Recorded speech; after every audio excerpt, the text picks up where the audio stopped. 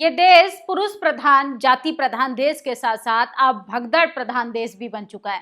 जनता को किस तरीके से मरने के लिए छोड़ दिया है। सत्ताधारी लोग धर्म का लगातार डंका तो बजाते हैं, लेकिन धर्म की जो व्यवस्था होनी चाहिए, महाकुंभ को लेकर जो रेल प्रशासन को लेकर ट्रेनें चलानी चाहिए थी, वो सब फेल हो गई।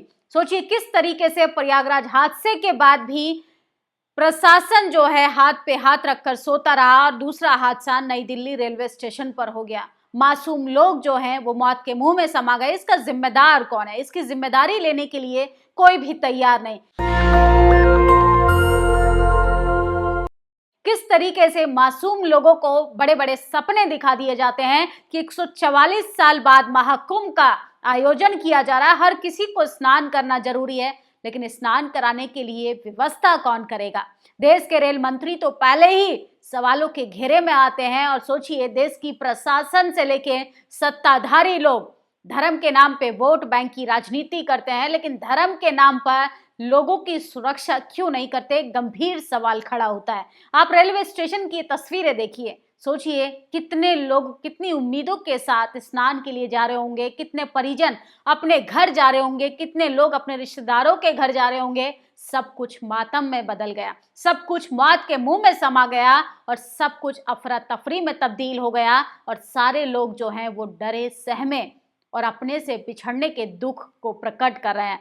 सोचिए किस तरीके से रेल प्रशासन पर सवाल उठता है कि रेल की जो व्यवस्थाएं हैं वो बेहद ज्यादा खराब होती जा रही हैं। लोग जो हैं वो यात्रा करने के लिए कितनी कठिनाइयों का सामना करते हैं, लेकिन रेल मंत्री आंख मूंद कर रील बनाने में व्यस्त रहते हैं।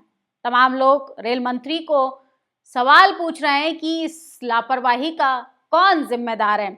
1981 से कुली का काम कर रहे हैं ये शख्स। कभी मैंने ऐसी भीड़ नहीं देखी। रेलवे स्टेशन पर कुली का काम करने वाले व्यक्ति ने बताया कि 12 से 16 शिफ्ट पर कर दिया था ट्रेन, इसलिए भगदड़ मचने से लोगों की मौत हो गई। कितनी बड़ी लापरवाही! कोई मैनेजमेंट नहीं, कोई जिम्मेदारी लेने के लिए तैयार नहीं। सिर्फ इवेंट मैनेजमेंट के खेल पर भारतीय जनता पार्टी और उसके तमाम प्रशासन के लोग सिर्फ और सिर्फ जनता को गुमराह करते हैं। भारत एक भगदड़ प्रधान देश है। जहां जहां भगदड़ मच रही है, लोग मर रहे हैं, नेता शोक जताकर फुर्सत ले रहे हैं। अपने लोकतंत्र में जवाबदेही की चर्चा आखिरी बार कब सुनाई दी? नई दिल्ली रेलवे स्टेशन की तस्वीरें देखते जाइए, कितनी भीड़ है, कितना हुजूम है। और सोचिए लोगों ने अपने परिजनों को खो दिया, किसी ने अपना बच्चा खो दिया, अपनी पत्नी को खो दिया, किसी ने अपने पति को खो दिया। इसकी जिम्मेदारी कौन लेगा? देश के प्रधानमंत्री लेंगे, जो बड़े बड़े होर्डिंग बैनर लगाकर महाकुंभ का आयोजन का ऐड कर रहे थे। योगी सरकार ने क्या व्यवस्था की? कोई जिम्मेदारी लेने के लिए तैयार नहीं। शोकाकुल परिवारों के प्रति गहरी संवेदना व्यक्त करता हूं। ये घटना एक बार फिर से रेलवे की नाकामी और सरकार की असंवेदनशीलता को उजागर करती है। राहुल गांधी ने भी कहा है कि रेलवे की सबसे बड़ी लापरवाही है। सोचिए ट्रेन पलट जाती है।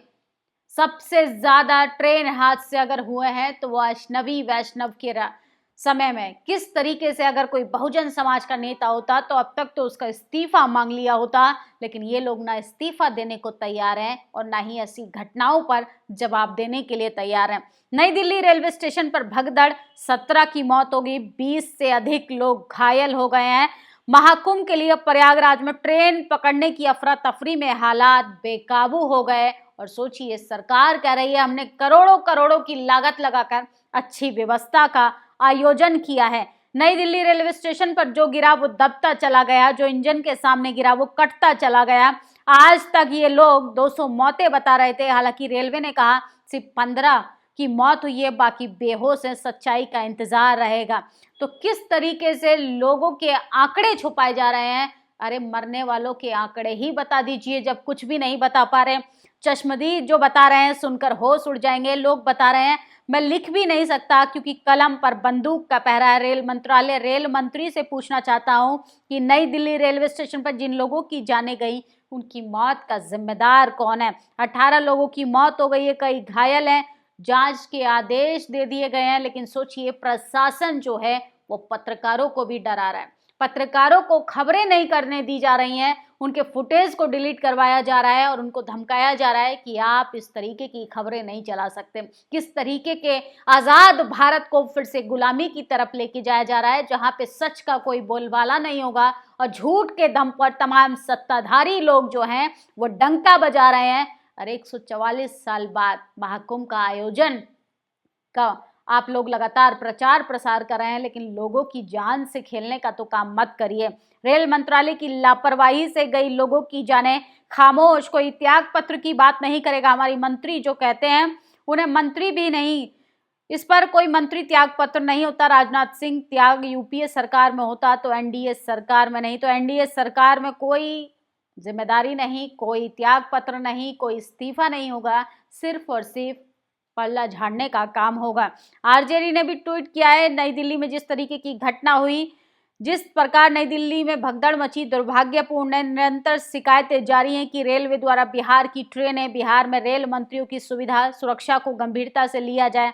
दिल्ली हो या पटना, महाकुंभ हो या छठ दिवाली समय हो अथवा गर्मी की छुट्टियां, बिहार के लिए रेल की व्यवस्था असंवेदनशील और बेपनाह बनी रही है। तो सोचिए किन लोगों को मरने के लिए छोड़ दिया। ये तमाम वो लोग हैं जो गरीब, शोषित, वंचित हैं, जो सिर्फ और सिर्फ धर्म के नाम पे लोगों को गुमराह किया जाता है। और सोचिए आस्था के नाम पर कैसे लोगों की जिंदगियों से खिलवाड़ किया जा रहा है, लोगों के मासूम बच्चे तक को निशाना बनाया जा रहा है। लेकिन इस पे तमाम लोग खामोश हैं। एक दिन प्रधानमंत्री आएंगे, मीडिया के सामने आंसू बहा देंगे, रेल मंत्री आएंगे, आंसू बहा देंगे, योगी जी आएंगे, आंसू बहा देंगे, लेकिन असल में कोई भी जिम्मेदारी लेने के लिए तैयार नहीं है। अमृतकाल का अमृत दृश्य लोगों को नहीं देखना चाहते हैं तो लोग, नोटबंदी हो तो लोग मरेंगे, कोरोना काल हो तो लोग मरेंगे, किस तरीके से बेरोजगारी हो तो लोग मरेंगे, महंगाई हो मरेंगे। धर्म के नाम पर महाकुंभ स्नान करने के जाने से पहले ही लोग मर रहे हैं। ये कैसी व्यवस्था है मोदी जी, ये कैसी व्यवस्था है? अश्विनी वैष्णव जी, आप तो रेल मंत्री हैं, कैसे लोग जो हैं रेलवे की सबसे बड़ी लापरवाही से, भगदड़ में, अफरा तफरी से लोग मौत के मुंह में समा गए। आखिर कब तक इवेंट मैनेजमेंट के दम पर सरकार चलती रहेगी? कभी तो हकीकत को बोलिए, कभी तो आंकड़े बताइए, कभी तो लोगों का दर्द समझने का काम कीजिए। आप अगर ये वीडियो देख रहे हैं तो आपकी क्या प्रतिक्रिया इस वीडियो पर जरूर बताएं। शुक्रिया। नेशनल दस्तक की आपसे गुजारिश है कि अगर इसको बचाना चाहते हैं तो नेशनल दस्तक को सब्सक्राइब करने के लिए रेड कलर के सब्सक्राइब बटन को दबाएं, फिर बेल आइकन की घंटी दबाएं। नेशनल दस्तक को बचाने के लिए बहुत जरूरी है कि हर खबर को शेयर करें, लाइक करें, कमेंट जरूर करें।